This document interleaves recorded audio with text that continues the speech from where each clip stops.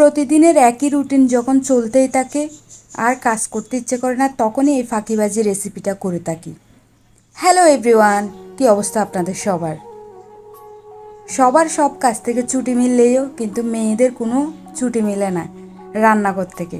কারণ তারা যদি রান্নাঘর থেকে একবার কাজ না করে বের হয়ে যায়, তাহলে হয়তো পুরো সংসারটাই অচল হয়ে পড়বে। তাদের উপরেই ডিপেন্ড করে এই সংসারটা চলে। সবার রান্না বান্না, সবার দিকে খেয়াল রাখা, সব কিছুই নারীরাই করে থাকে। প্রতিটা দিনই এই রান্নার প্যারা নিতে নিতে হয়তো অনেক সময় আমরা একঘেয়েমে হয়ে পড়ি, নিজের মন মানসিকতাই ভালো থাকে না। আমি মনে করি রান্না এটা নিজস্ব একটা আর্ট। এটি ভালোবেসে করে নিজের মন থেকে। আপনি যত মন থেকে ভালোবেসে রান্নাটা শেষ করবেন, ততই আপনার রান্নাটা ভালো হবে।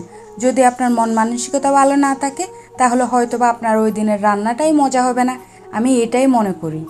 আমার আবার রান্না বান্না এটা একটা মুডের উপরে ডিপেন্ড করে। আমার ভাই তো সবসময় বলতো, তোর যখন মুডটা ভালো থাকে তখন তুই যা ইচ্ছে তোর মন থেকে সবই রান্না করে খাওয়াইতে পারোস, কিন্তু যখন মুড ভালো থাকে না, তখন যে যাই বলুক না কেন, কিন্তু রান্নাঘরে তো তুই ডুববিই না। কিন্তু যাই হোক, বাবার বাড়িতে যতদিন থাকে মেয়েরা তো রাজরানী হয়েই থাকে। যখন একটা মেয়ের বিয়ে হয়ে যায়, তখন যেভাবেই হোক তার সংসারটা তো তাকেই সামলাতে হয়।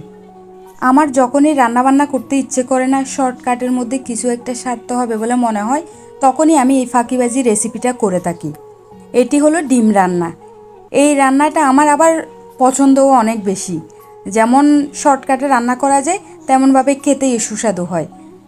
আমার এই পেজের নামটা হয়তো রুবিস কিচেন না দিয়ে ফাঁকিবাজি রান্নার পেজ এইরকম একটা নাম দিলে হয়তো চলতো।